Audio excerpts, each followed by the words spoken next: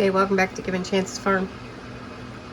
And today I am going to be making some pasta sauce. And I use Mrs. Wag's mix. And this one, for this packet, it calls for 6 pounds of tomatoes. So my garden isn't big enough. Well, I mean, it could be big enough, but we don't plant the herbs and spices that we could do to make our own mix, so we just do it with one of these packets. So in this pan I have enough to do 3 of those pasta sauce, and this calls for it making about 5 pints. I don't stick mine in pint jars. I stick mine in quart size because a quart will feed, or will make enough spaghetti to feed 2 adults and 2 kids and still have a little bit of leftover. So I always stick mine into the quart jars, and it roughly makes probably about 3 of those per packet. So right now I've already got the tomatoes all washed. I put them just in some cold water, and of course you hear the dog barking because the other one is looking at him while he's trying to eat. You gotta love brothers. They tend to be like that. They have been since we've been home, or brought them home. But as I was saying, I stuck the tomatoes in some not hot water, but cold water, and gave them a nice rinse off to get rid of like all of the dried leaves on them or whatever they had on them. And now they're going to be in this pot to long enough for the water to get warm and to allow the skin on the outside to either wrinkle or get really soft, to make it a lot easier to peel off the skins when you go in to core them and peel the skin. And then I'll stick them in. I use a blender, so I just put as many as I can in the blender, pulse them, and then stick them in another stock pot. And then I'll add the ingredients that it calls for. I think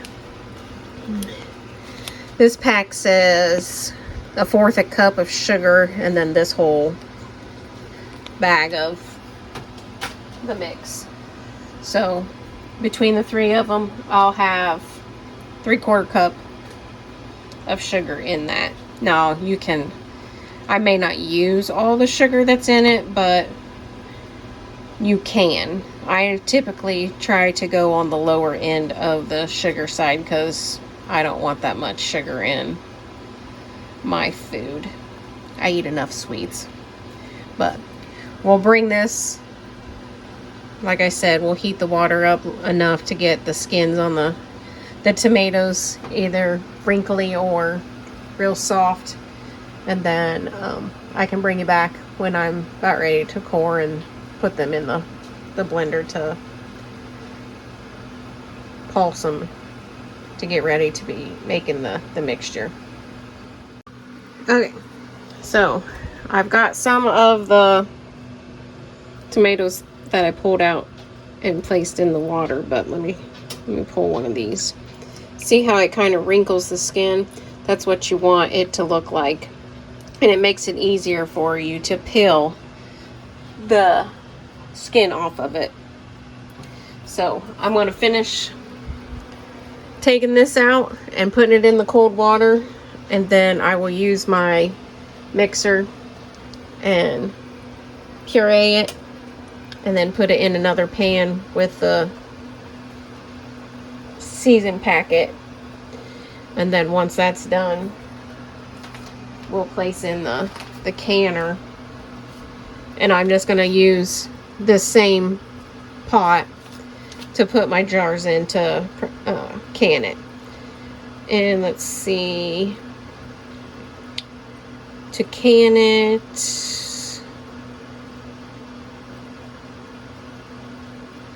it says you want to can the pint size ones for 40 minutes. So you would can the quart jars for a little bit longer than that. I'll probably do it for about maybe another 5 minutes and kind of test that to see if I pull excuse me, pull one of them out, if it will make the lid of it pop to let me know that it was sealed properly. And then the thing also says after you pull them out of the pot, you want to let them cool at room temperature for 12 to 24 hours. And then they will be good either in the refrigerator and consume within consume within 1 week, or you can put them in your pantry for up to 1 year.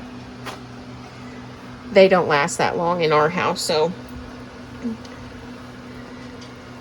I'll bring you back when I start doing some of the peeling and placing them in the blender.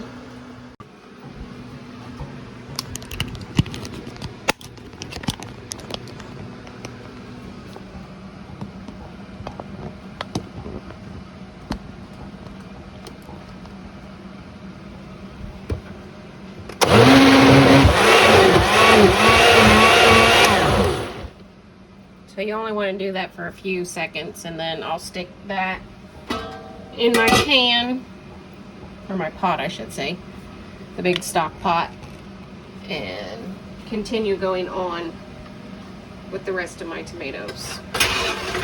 So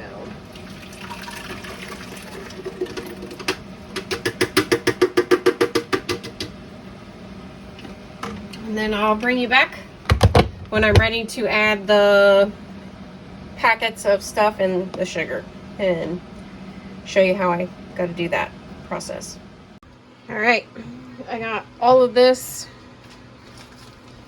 in here, the 3 packages of the pasta sauce, and it calls for, like I said before, a 1/4 of a cup per pack. I only used a half, so I cut out a 1/4 a cup. And then this package also states that you want to put it in the pans and get it to a boil. Once it starts to boil, then you will reduce the heat and simmer for 25 minutes. So that is that.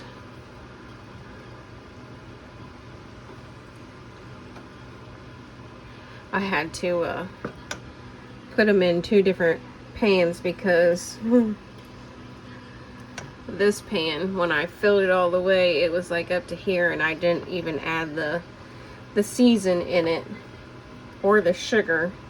So I was like, well, gotta get another pan out. But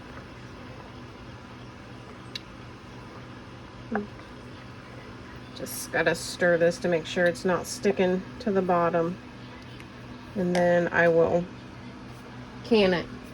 Like I said, I'll put them in the quart size jars and then stick them in the canner, and they will be processing for, this on the back says 40 minutes for pints, but we're doing quarts, so I'm just going to add maybe 5 to 10 minutes, so you're looking at maybe between 45 to 50 minutes in the canner, and then you'll pull them out. And well,